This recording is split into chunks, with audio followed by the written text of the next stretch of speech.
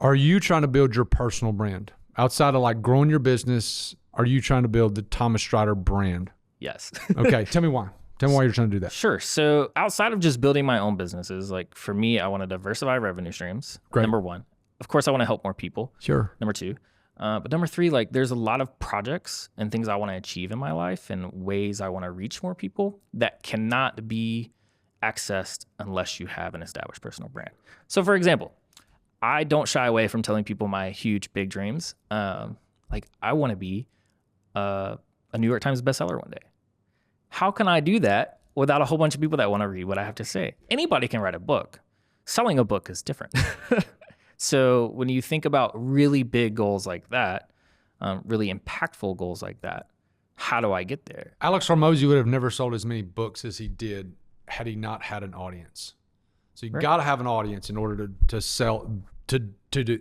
Do you have to have an audience? I will say this. I didn't know who James Clear was before Atomic Habits. True. However, that's a great example. James Clear started his blog in 2013. Yes. And before he ever launched a book, he already had a newsletter list of well over 100,000 people. Well over 100,000 people. And so on the one hand, sure, millions and millions and millions of us had no idea who he was, but in the background, he was slowly doing it.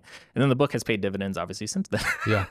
Did you see the stat of the day? He was a bestseller. He was the number one in some category in 2021, was not in 2022, but was again in 2023. I know, it's crazy. And so there's another bonkers. I know, it's like wild how like if you just write something excellent and just keep at it on your one thing, it's amazing how successful it can become over time. Another great example of that I like to point to is Ryan Holiday.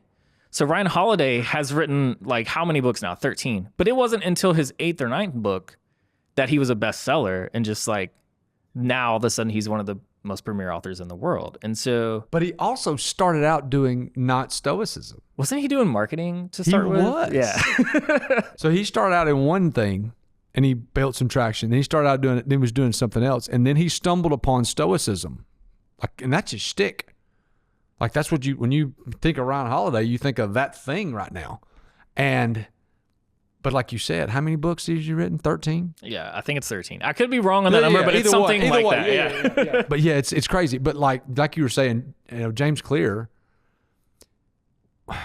he had 100,000, over 100,000 people that really, really just were disciplistic almost about what he did. And then once those people got a hold to it and he wrote a book, it was just like wildfire from there.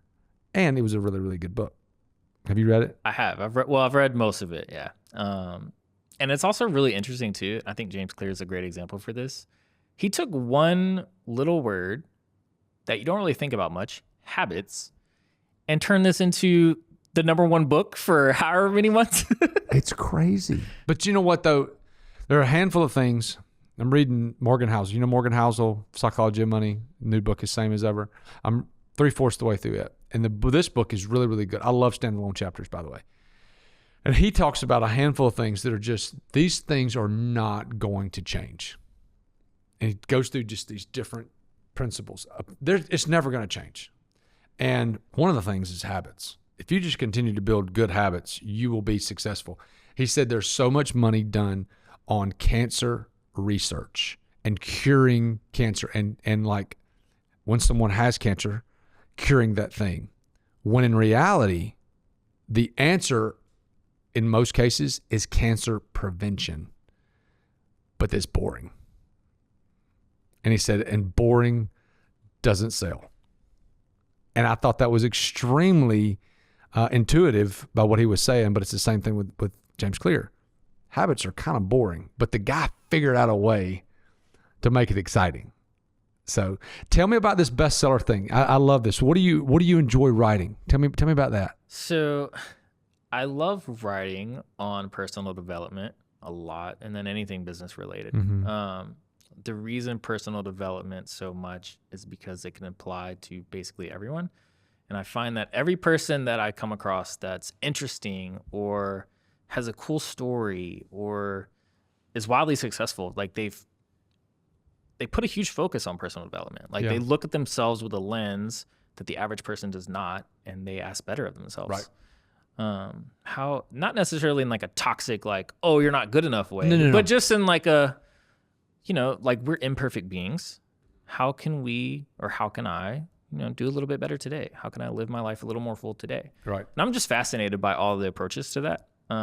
One thing, like one quote, for example, that really changed my life was actually a Buddhist philosophy, and it was on compassion. And so I used to really, really struggle with not being able to tell people hard truths. So what I found was that got really complicated when you don't tell people hard truths or your real feelings. You end up like just carrying that weight yourself, and it just really eats away at you. And so it's really important to have hard conversations in respectful ways. And they basically said, like, there's two types of compassion. There's idiot compassion and there's real compassion. So idiot compassion is when you don't say what you're actually feeling, and over time it just weighs on you and it hurts and hurts and hurts. And the situation gets worse and worse and worse and worse. Right. And so really you're just doing, even though it's good spirited, you don't want to burden someone with your problem. Mm-hmm. It causes more damage over time. Whereas if you just tell them respectfully, like how you feel, you can actually work it out. Even if it hurts them, it's worth it. And that's real compassion. And so just all kinds of different philosophies for how to become a better human being, like really just is so interesting. Is that what you want? Yeah.